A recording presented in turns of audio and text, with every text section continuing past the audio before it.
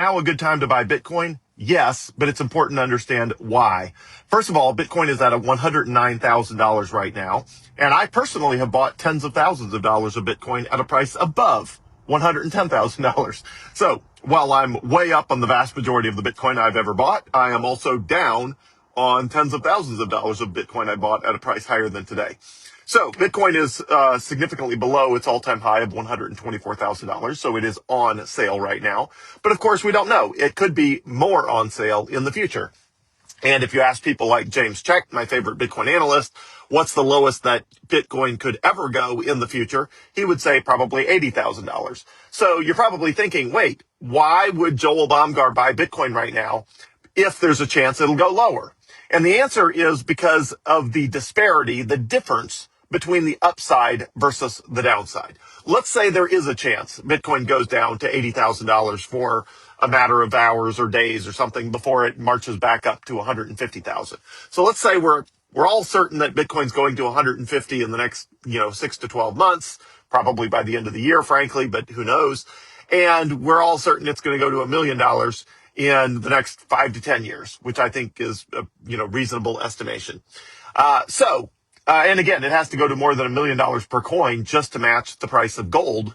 And gold is just an inert yellow rock. And Bitcoin can be sent over the internet and used as money in a way gold never can and never will. So why do I say now is a good time to buy it at $109,000 if it could go lower? And the answer is because nobody knows if it will go lower. And the difference between the upside and the downside is so profound that it makes absolutely zero sense to try to time it and hope it goes lower. It just doesn't make any sense. Now, if it does go lower and you decide you want to buy more Bitcoin than you originally anticipated because it's on sale, great, good for you. I recommend that. But I do not recommend waiting with Bitcoin that with money, US dollars, that you have already decided that you are going to turn into a better money, which is Bitcoin. I don't recommend waiting for a dip. Let me give you an example. Let's just use the round number of $1 million per coin, which Bitcoin would not even be as an asset as big as gold at $1 million per coin. All the gold in the world's worth $24 trillion. Bitcoin's only worth less than 2.4 trillion. So Bitcoin's worth less than 10% of the value of the gold in the world, which means Bitcoin needs to go up by a factor of 10 even to start getting close to parity. So 10x is 1,000%. So Bitcoin needs to go up 1,000% even to get in the same league as gold. So what if you think, I don't know what the exact percent down to 80,000 is. Let's call it 30%. It's not exactly 30%, but 109 down to, 80,000. I don't want to do the math in my head, so let's call it 30%. Let's say you think Bitcoin might drop by 30%. Okay, but that trade-off is 30%. You're trying to capture 30% down by potentially giving up 1,000% up. So let's say you walk in, to any odds game where you could win one way or you could lose another way, and somebody offers you 1,000 to 30 odds. You should always take the 1,000. Nobody wants to hear your sob story about how, hey, why didn't you buy a bunch of Bitcoin back when it was 109? Well, I thought it was going to go to 80. Well, then what happened? Well, it slowly marched to 1 million. Well, what'd you do? Well, I sat on my hands because I was waiting for 80 and it never came. So it's like, wait, you missed out on 1,000% return trying to get 30% more than 1,000. So you gave up 1,000% return by trying to get 1,030% return by buying it 30% cheaper. That just makes no sense. So not only that, but even if you were convinced that that was the best strategy to wait for a lower price, there is a high probability that you would not actually buy the Bitcoin if it actually starts going down. And the reason is because people freak out when prices start to fall.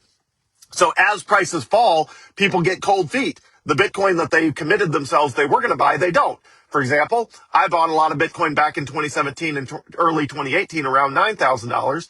And I committed to myself that I was going to buy a lot more if it was ever half that price at 4,500. Well, guess what? Bitcoin ultimately did go below 4,500 in the following months and years, temporarily, but I chickened out.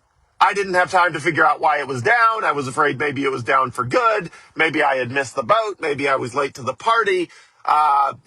Maybe I had missed out. And I did not buy a bunch of Bitcoin that I could have bought at 4,500. The same thing's going to happen to you. If you're thinking I could buy Bitcoin at, 109,000 right now, but I'll just wait. I'll wait for 95. I'll wait for 85. I'll wait for 80. There's a very good chance that when that number arrives, if that number arrives, which is not likely that it will, but it could, that you are not actually going to pull the trigger. So what if you set up a targeted order where you say, hey, I'm going to force my River account to buy Bitcoin at 85,000 or 95,000 or 100,000 or whatever.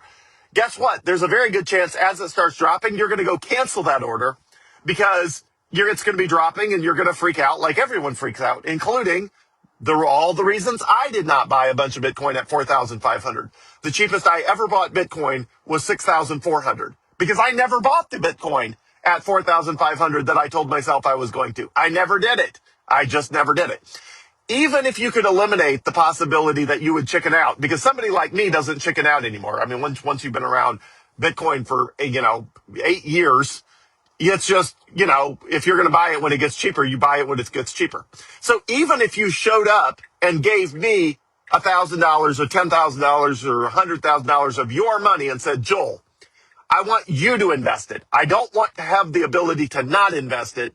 So I want you to invest my money in Bitcoin at just the right time. First of all, I would not do that. I'm not licensed to do that for you. I would not do that for you.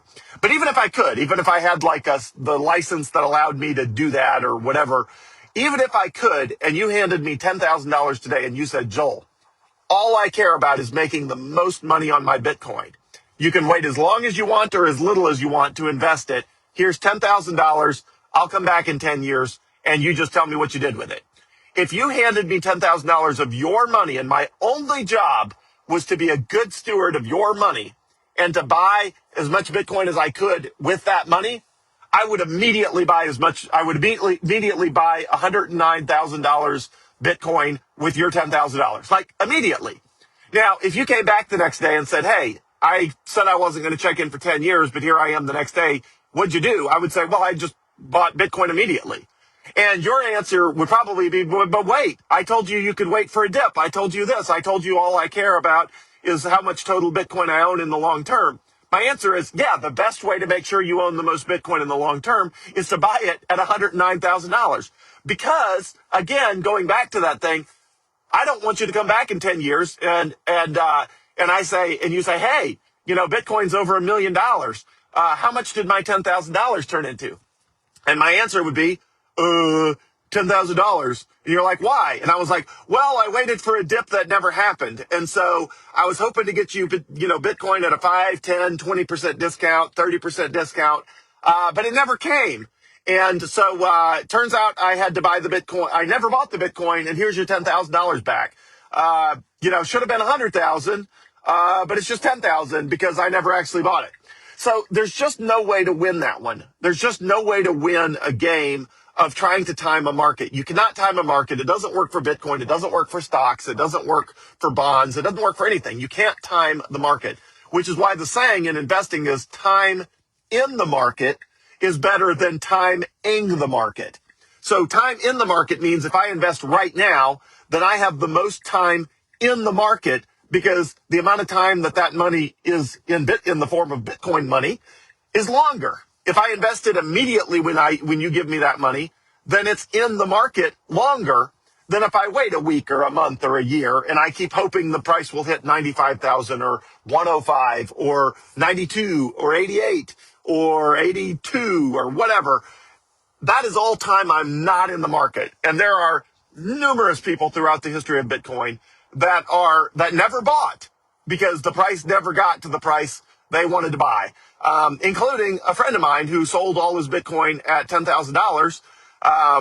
When it was $100 Bitcoin, he sold 100 Bitcoin at, $100 Bitcoin. And then it went up to $30,000, which means $300. So he sold it at $100 and then it went up to $300 and then he was going to buy it back if it went lower and it never did. So, he could have had 100 Bitcoin, which is worth more than $10 million right now. It's about 11 million. He could have had $11 million for $30,000. Because he could have bought $300 Bitcoin, but he didn't because he had sold it all at 10,000 for 100 Bitcoin, which is $100 a Bitcoin. He had sold it all at $100 and didn't want to buy it back at $300 because he was waiting for the dip. Well, that dip never came. The Bitcoin was never $100 ever again. And that's been the story over and over and over for numerous people throughout history, the entire history of Bitcoin. So, what would I do if I had any money to invest right now, which I don't because it's all in Bitcoin? If I had any at all, I would buy Bitcoin at $109,000 or 109,400, whatever it is. I would buy it right now. If the price pops to $115,000 in the next 5 minutes and I still had dollars, I would buy it at $115,000 because there's no other good option. There just isn't. If you wait, you risk getting left in the cold. And the disparity of the massive upside compared to the comparatively modest downside of a price discount you can get by buying it cheaper. I know psychologically it's what you want to do. And I know psychologically it feels like, yeah, but I'd feel a lot better buying Bitcoin at 85 instead of 109. I know that's the way you feel, but I can tell you as someone who's regretted for the last 8 years not buying all that Bitcoin at 4,500 that I told myself I was going to, that you're either not going to do it or it's never going to come. And the high probability that you're never going to do it or that it's never going to come is so high that is absolutely not worth giving up on 1,000% upside, chasing 5, 10, 20, 25% downside. It's just not worth it. So my recommendation stays the same. Buy as much Bitcoin as you can. Hold on to it for as long as conceivably possible. That's the only formula that works. And I wish I had done that at $9,000, not promise myself that I was going to buy more at 4,500 if it ever got there. And it did, and I didn't. And I'm all the poorer for it. And so I can continue to believe that now is a great time to buy Bitcoin.